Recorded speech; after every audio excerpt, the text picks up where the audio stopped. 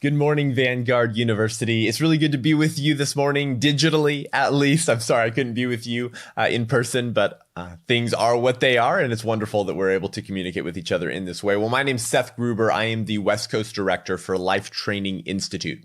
We are a national pro-life organization with a small but elite team of professional pro-life speakers.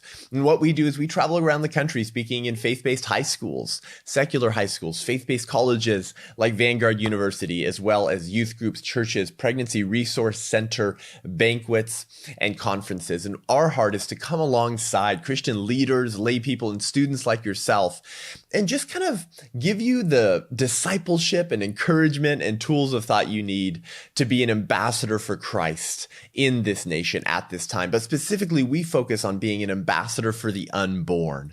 All right. We as Christians believe that God knit us together in our mother's wombs, that we're fearfully and wonderfully made. And then from the science, we know that human life begins at the moment of conception. And so from that moment, we were human beings with human rights. And so we want to give the church the tools they need to articulate and defend their pro-life beliefs in the public square, to be a gracious and winsome voice and win people to the pro-life position. And so this morning, I want to talk to you about why everyone should be pro-life. And yes, we'll talk a little bit about the theological underpinnings for the pro-life position, which flow from Scripture and which flow from the fact that our Savior entered human history as a prenatal human being in a womb that he once knit together. However, I believe that regardless of your faith, regardless of whether you prescribe to a Christian faith or a Judeo-Christian worldview, everyone should be pro-life, because the reality of the science and the reality of human equality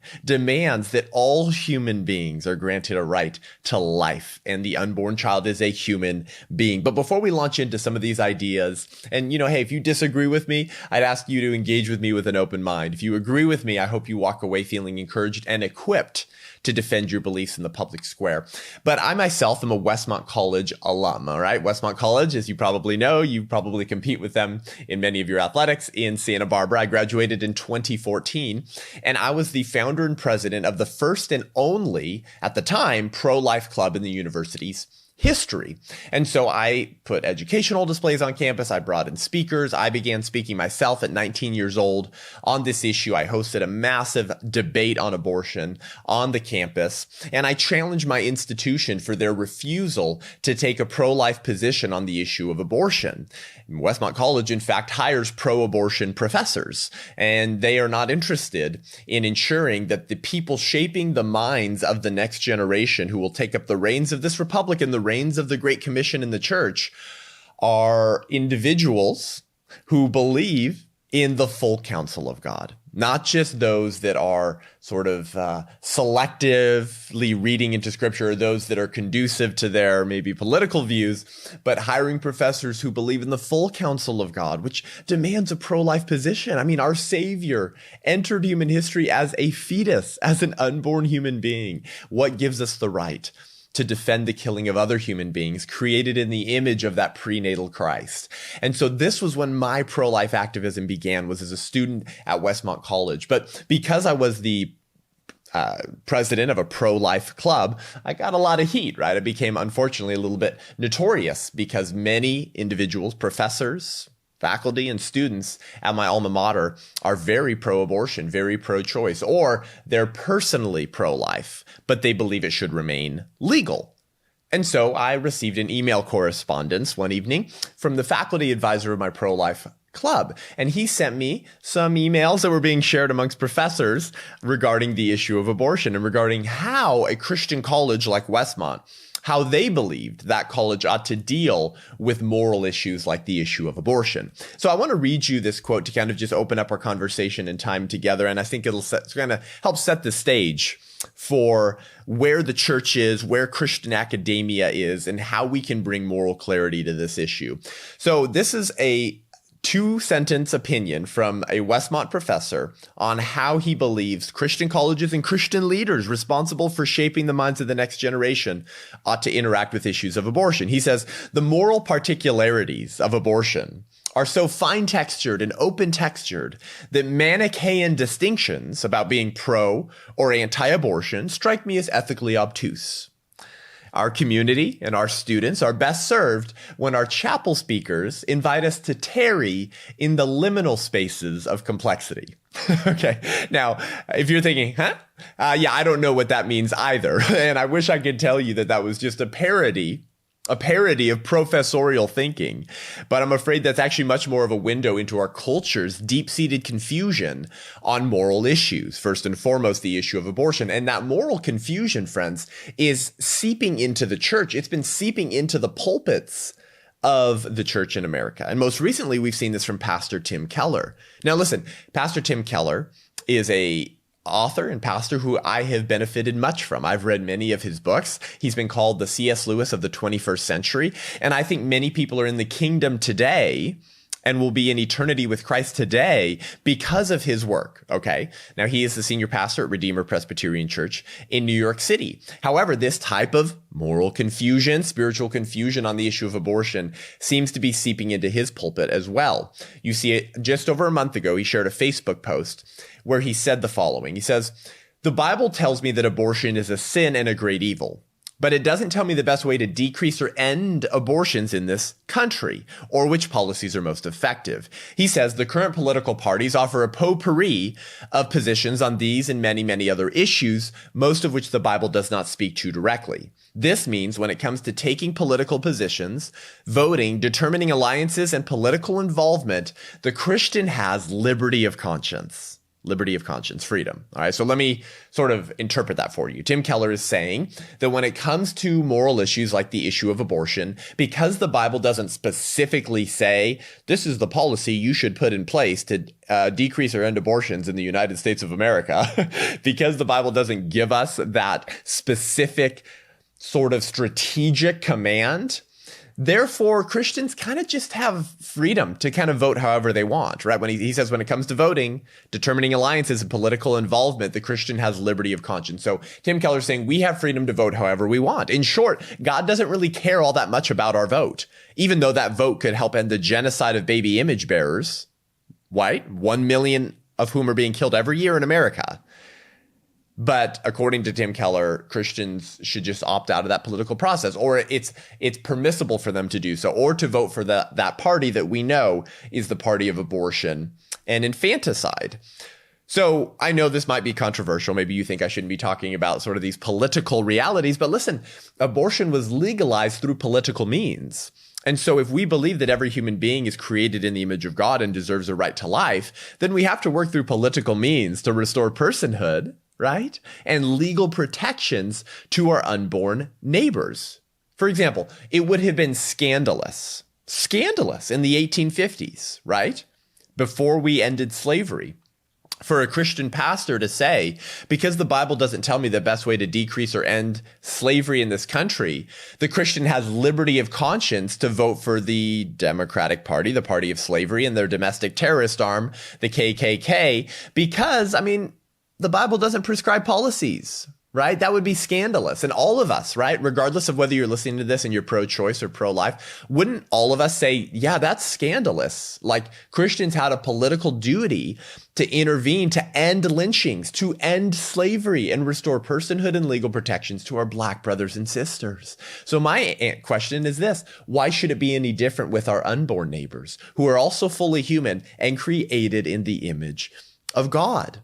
So I'm going to try to bring a little bit of moral, spiritual, and political clarity to an issue that understandably creates a lot of confusion and a lot of passion and a lot of disagreement and strife among people, and maybe sometimes even in Christian circles like yours. So in short, why should everyone be pro-life? Okay.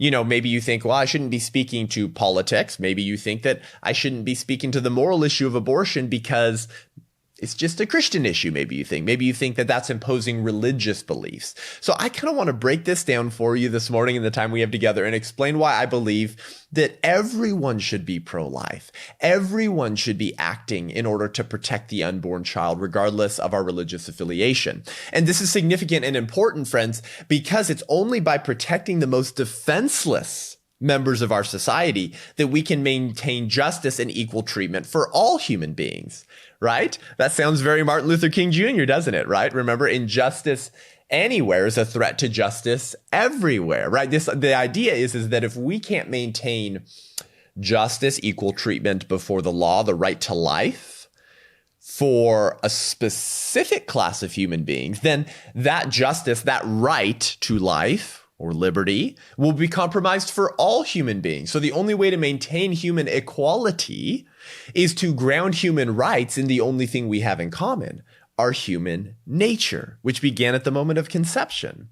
So I believe everyone should be pro-life because everyone should be opposed to intentionally killing innocent human beings, right?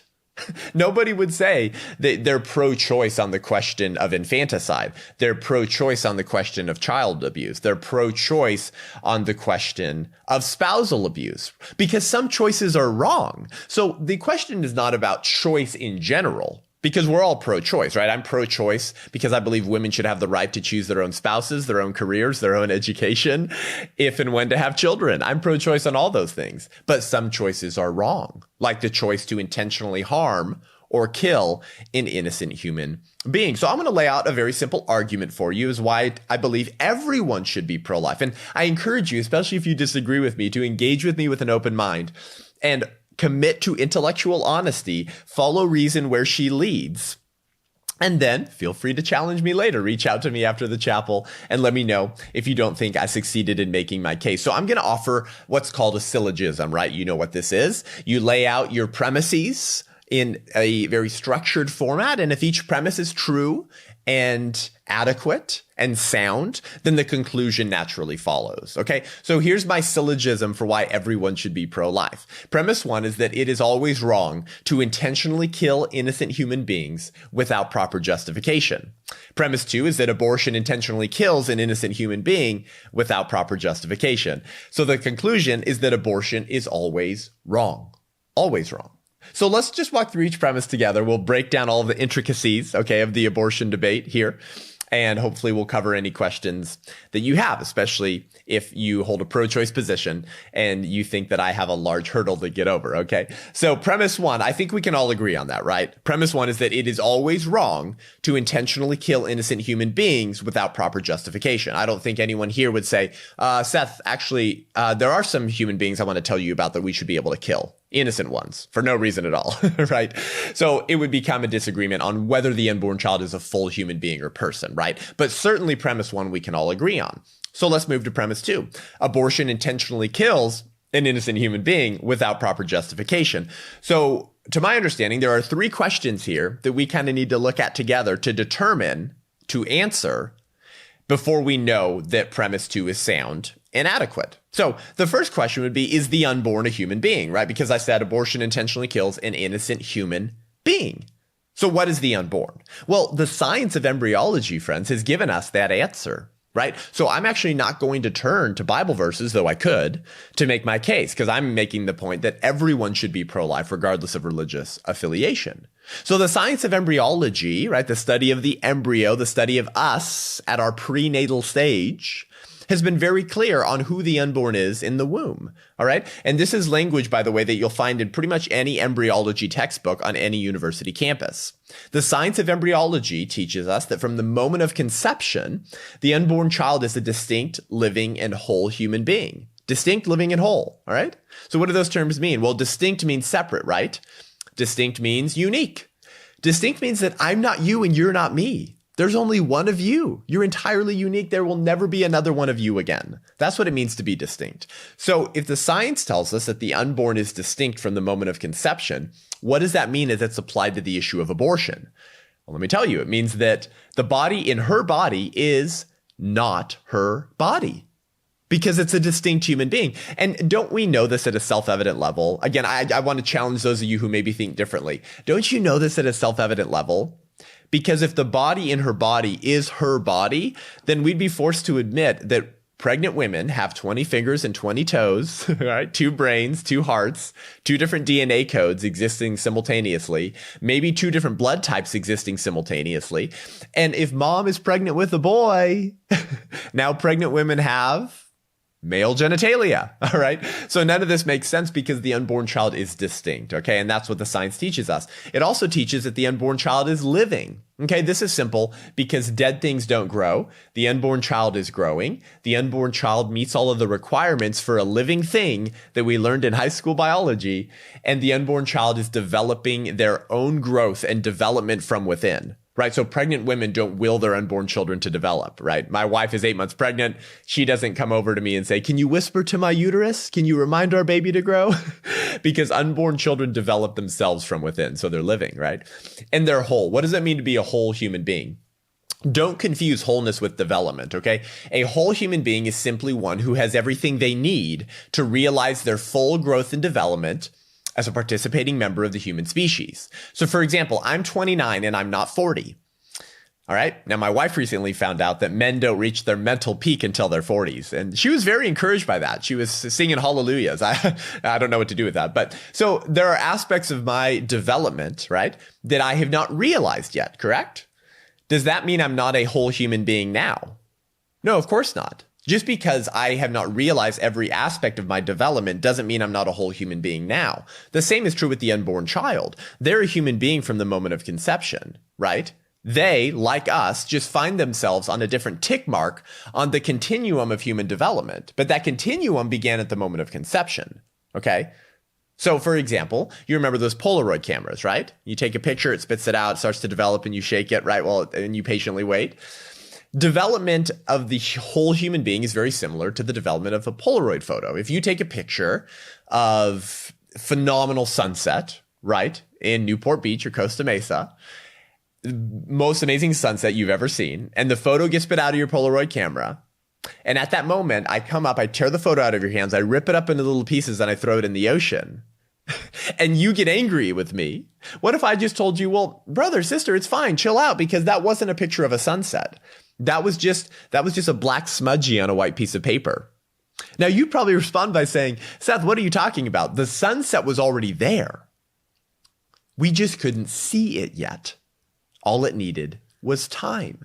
That's what I mean when I say from the moment of conception, the unborn child is a whole human being who already has everything they need to realize their full growth and development as one of us. Even if we can't see him or her yet, all they need is time. So this is what the science teaches us. The unborn child is a distinct, living, and whole human being from the moment of conception.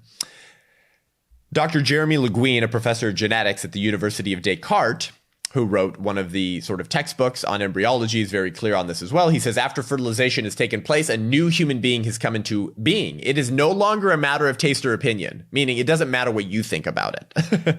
It is plain experimental evidence. Each individual has a very neat beginning at conception. Okay, so remember, I'm defending premise 2. Abortion intentionally kills an innocent human being without proper justification. The first question we have to answer to determine if premise 2 is correct is the unborn a human being? And I've made my case that it is. The second question is, does abortion intentionally kill? Right? I said abortion intentionally kills an innocent human being. Does abortion intentionally kill? Well, abortions are not accidents, right? That would be called what? A miscarriage, right? By its very definition, a miscarriage is accidental. But by its very definition, abortion is not accidental, right? Women don't just find themselves on the abortion table. Now, there are horrific circumstances, certainly, where degenerate boyfriends or fathers are drugging or dragging their girlfriend or daughter to the abortion clinic. And those are quite horrific stories. But the vast majority of abortions are volitionally chosen, right? The woman has scheduled the abortion. She has sought it out. So they're not accidental. So the killing of the unborn child is intentional. And I'm going to define abortion as the intentional killing of the unborn child because abortions are not accidental. And this is not just me saying this, okay? This is former abortionists, right? And abortion leaders saying, yes, of course, abortion intentionally kills a human being. Warren Hearn, who wrote the leading medical textbooks training future doctors on how to perform abortions. It's called Abortion Practice. He wrote in his book the following. He says, we have reached a point in this particular technology where there is no possibility of denial of an act of destruction by the operator. It is before one's eyes. He says that the sensations of dismemberment flow through the forceps like an electric current. Okay, that sounds like intentional killing. Camille Paglia, a pro-choice academic and social critic and professor at the University of Arts in Philadelphia, wrote a 2008 Salon.com article where she sort of let the mask slip and said the quiet part out loud. She said, "Hence, I have always frankly admitted that abortion is murder, the extermination of the powerless by the powerful." She says, liberals, for the most part, have shrunk from facing the ethical consequences of their embrace of abortion, which results in the annihilation of concrete individuals and not just clumps of insensate tissue. All right. This woman is a pro-choice activist. All righty. And feminist pro-choice professor. Okay. So the other side will admit that abortion does indeed intentionally kill. And typically I would show you some photos of what abortion does to unborn children to really expose how intentional and brutal abortion is. Ephesians 5:11 tells us to have nothing to do with the fruitless deeds of darkness, but rather expose them, bring them into the light. And if you've seen abortion imagery, you know what I'm talking about. If you haven't, I encourage you in your own time to go to abortionno.org and prepare yourself to see what abortion does to our little brothers and sisters, our little baby image bearers in a womb that we once dwelled in and that our Savior entered human history in, so that you can see exactly how intentional and horrific abortion is. But again, I am defending premise 2, right? Abortion intentionally kills an innocent human being without proper justification. Is it a human being? Yes, the science is very clear. Does abortion intentionally kill? Quite obviously. And the third question I'd have to answer to make my case, right, is this: is abortion ever justified? Because I said abortion intentionally kills an innocent human being without proper justification. Is abortion ever justified? Well, I'm going to make the case that it's never justified medically and it's never justified morally. Okay, those would be the two ways that the pro-choice movement would make their case. They would argue that abortion is justified medically and morally. Now, maybe you're thinking, wow, that's a heck of a hurdle to get over, Seth, right? I don't think you can make that case, all right? Well, maintain with me with open ears for the last few minutes we have together here. Is abortion ever justified medically? You've probably heard a lot, right, that sometimes abortion is necessary to save the mother's life or health, and that in those circumstances, maybe we should allow it, okay? But OBGYNs, nurses, midwives, neonatologists, doctors have been very clear that abortion is never medically necessary to save mom's life. Now, this probably comes as news to you because this is one of the most successful propaganda machines and lies that the pro-choice movement has implanted into the minds of the next generation. And I get this from Christians in churches all the time, which is, yeah, but sometimes you need abortion to save the mother's life. No, you don't. No, you don't. Because if a mother has a very high-risk pregnancy, all right, very high risk, and it's going to take her life, she's going to die if the pregnancy continues. Here's the question. Is abortion the only way to end pregnancy? Well, what would be the other way to end pregnancy? Childbirth, right? Or a C-section, a cesarean section. So if the pregnancy is what is the risk and the threat to the mother's life, then there's more than one way to end pregnancy. You don't have to intentionally kill the child through an abortion to save mom's life. By the way, we're talking about less than 1% of abortions that are performed in order to save mom's life. And this is according to the Guttmacher Institute. Who's the Guttmacher Institute? Planned Parenthood Statistical Research Branch. Okay, but even in the vast super minority of cases where they argue that abortion is necessary to save mom's life, it's not because you could have induced early labor or performed a C-section. The Dublin Declaration is a petition that's been signed now by over 1,000 OBGYNs, nurses, midwives, doctors, medical professionals, and neonatologists, all saying that abortion is never necessary to save mom's life, and we can treat the mother and the child separately. If the child is delivered early or delivered via C-section, maybe the child won't be developed enough to survive outside the womb, in which case you give mom and baby as much time together as the baby has left, and that way you still save mom's life, right? But notice the difference in intent. The intent in delivering the baby early was to save mom's life. The intent in an abortion is to kill the baby. That's what abortion is intended to do. So abortion is never justified medically. Is abortion ever justified morally? And of course, this is the number one argument the pro-choice movement's going to make, is that it is a moral right, right? It's a woman's moral right to get an abortion because it's her body, her choice, and no one can tell her what to do with her own body, right? Of course, we've gone through the fact that it's not her body. The body in your body is not your body. And if it was, then why is Planned Parenthood made so much money on selling the dead baby body parts that they abort, right? They say it's a blob of tissue, but then Planned Parenthood is very incentivized to get very specific unborn body parts to sell on the black market. If you don't know what I'm talking about, go check out the Center for Medical Progress videos with David Daleiden, who in 2015 exposed Planned Parenthood for breaking federal law and selling dead baby body limbs to third-party interested individuals. But is abortion ever justified morally? Well, the way that the pro-choice movement is going to make their argument that abortion is justified morally is to argue that only persons have rights and the unborn is not a person, right? Because they'll say the unborn is different in so many ways. Now, as a Christian, you're probably thinking, well, what's the difference between a human and a person? Good question. We would never separate those terms. By the way, if someone ever tells you the unborn is a human but not a person, I want you to ask them, what's the difference? I want you to ask them, have you ever met a human that's not a person? Because I haven't. But by the way, this is what the practitioners of genocide always do. They separate the term human from person, right? What did Nazis say about Jews? That they were non-human? No, that they were subhuman, that they were not persons. What did racists say about our black brothers and sisters? That they were not human? No, they said they weren't persons, and they denied them personhood in the Dred Scott decision. What did we say about the unborn human in 1973? That they weren't humans? No, that they weren't persons. So see, this is what people always do when they want to justify mistreating, dehumanizing, and killing an entire class of human beings. So the pro-choice movement today, and this is heavy language, treats the unborn in the same way that Nazis treated Jews and racists treated blacks, which is to say they're humans but not persons. So what's the difference? Because they say, well, the unborn is so different than us. They're so different. How could you think that that's a person with rights? Okay. So what differences does the pro-choice movement use to justify their pro-choice position? What differences do they point to between the unborn and the born to justify abortion? Well, there's only 4 differences, and they're summarized in the acronym SLED. Okay. Size, level of development, environment, and dependency. These are the only 4 differences between unborn people and born people. Okay, so let's go through them briefly because you need to be aware of these because these are the differences the pro-choice movement uses to justify abortion.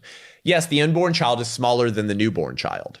But newborn children are smaller than toddlers, and toddlers are smaller than teenagers, right? I'm 6'3", which makes me larger than many people I speak to, right? But does that mean that if you're under 6'3", you're not a person with rights? No, of course not. Because our human nature and our rights are not based on our size. What are they based on? Our human nature. And when did our human nature begin? The moment of conception. Okay. So if we can kill unborn children for being smaller than us, can I kill you for being smaller than me? Of course not. Well, secondly, level of development. Yes, the unborn child is less developed than the newborn child, but newborn children are less developed than toddlers, and toddlers are less developed than teenagers. Your parents are more developed than you, right? Our grandparents are more developed than all of us. Does that mean that grandparents can kill their grandchildren because grandparents are more developed? No, of course not. In fact, the difference of development between grandchildren and grandparents is significantly more than the difference of development between the embryo and the infant.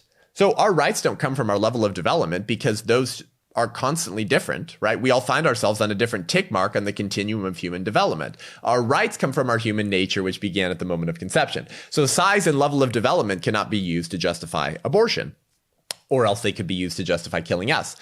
Okay, what about environment or location? Yes, the unborn child is located in a very unique environment, right? It's called a womb. By the way, we're all former womb dwellers, okay? That's where we all came from. And luckily we made it out alive because our mothers made the right choice. But where one is has no bearing on who one is. So the unborn child is located 6 inches away in a very unique environment, the womb. And our country says, as long as you're in the womb, you can be killed through all 9 months of pregnancy for any reason or no reason at all. So what happens during childbirth? Does the fetus fairy fly up and sprinkle magical personhood conferring fairy dust so that when the child leaves the birth canal and is born, it's a person with rights now? No, of course not, because our rights don't come from our location. They come from our human nature, which began at the moment of conception. What about dependency? Okay, this is the big one for the pro-choice movement. They say the unborn child is dependent on the mother. And so because it's dependent, the mother has the right to decide whether to give support to that child. Right? Yes, the child is dependent on the mother, and in the first trimester and early second trimester, that child cannot survive apart from their dependency on their mother. But question for you guys, Does that dependency stop after birth? What happens if you leave an infant in a crib and do nothing? The infant would die and you would be charged with infanticide as the parents. But what if the mother says, but my body, my choice? Actually, my breasts, my choice. I don't have to be forced to nurse this infant who is dependent on me. Would that argument hold up in a court of law? No, actually, that mother would be charged with infanticide. And the judge would probably say something like this: lady, it was because your child was dependent on you that you had a greater obligation to care for them, right? As Mother Teresa says, our society will be judged about how we treat the most vulnerable, right? The least among us, those in the greatest need. So if we can kill unborn children simply because they're dependent on their mothers, can we kill born people who are dependent on heart pacemakers, kidney machines, insulin, life support, or caretakers? Because like the child in the womb, they're dependent on someone or something else without which they cannot continue to live. Who likes where that reasoning leads? Of course not. So look, the only way to maintain human equality, right, and human rights for all human beings is to ground our human rights in the only thing we have in common, a human nature. Because we're not in common, we don't share size, right? We don't share level of development. We don't share location, and we don't share dependency. The only thing we have in common is a human nature. So at the end of the day, there is no value-giving difference between you, the unborn human being, and you, the born human being, that can be used to justify killing you, the unborn human being. So the unborn child differs from us in the same ways that we differ from one another. So I think I've adequately answered that there's no medical or moral right to an abortion. Any argument used to justify the taking of unborn human beings can also be used to justify taking the lives of born human beings, because they're all human beings and we differ from one another in the same way the unborn child differs from us. So when you look, well, I would say look around the room, but we're not together. Look around at your students, your friends, your roommates, and ask yourself the question, what's the only thing we all have in common? You differ in your athletic, your academic, your artistic talents. But the only thing we have in common is a human nature. And the unborn child shares that human nature from the moment of conception. So my argument is simple. I believe everyone should be pro-life, because I believe, A, it's always wrong to intentionally kill innocent human beings without proper justification. I believe abortion intentionally kills an innocent human being without proper justification. And I've shown that it's a human being. I've shown that abortion intentionally kills that innocent human being. And I've shown that abortion is never justified medically and it's never justified morally, because the moral arguments offered to kill the unborn human being can also be used to justify killing innocent born people as well. So my conclusion stands. Abortion is always wrong. Friends, abortion is an issue of human equality. Are all humans equal? Or are some less valuable and can be justifiably killed, right? The pro-life position, friends, is the human equality position. It's the inclusive position. It says all human beings are intrinsically valuable human beings created in the image of God and therefore deserve respect and protection of rights before the law. The pro-choice position is the exclusive position. It says not all human beings deserve their natural rights that flow from their human nature.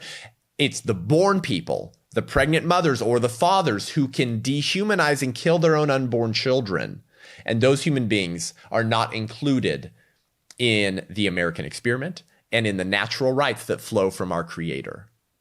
Okay? So if this is part of your story, I have not shared this morning to shame or condemn anyone. If this is part of your story and you regret the choice you made, I would remind you that Jesus is just as eager to forgive the sin of abortion as any other sin. If there was grace for King David, who arranged the death of an innocent human being, there's grace for you, because abortion arranges the death of an innocent human being. But abortion is not a blacklist sin, and God is eager to pour out his grace and love on you. And know that I, the pro-life movement, and your professors and your campus ministry team would love to walk through a journey of healing with you if that's part of your story. But abortion is always wrong because it's a choice for the death of an innocent human being who differs from us in the same ways we differ from one another, but is still a distinct, living, and whole human being created in the image of the prenatal Christ who entered human history in a womb that he created and safely dwelled in order to let his flesh be ripped off his body, to let himself be aborted and abused, to offer us a free gift of salvation, hopefully freely received. And that's what we are entering into this holiday season, is celebrating the unborn prenatal God who came to save and redeem us. So hear that and receive that. I hope I have sent you out equipped to engage the culture for life. I'll see you on the battlefield. Now go and give him heaven. Thank you.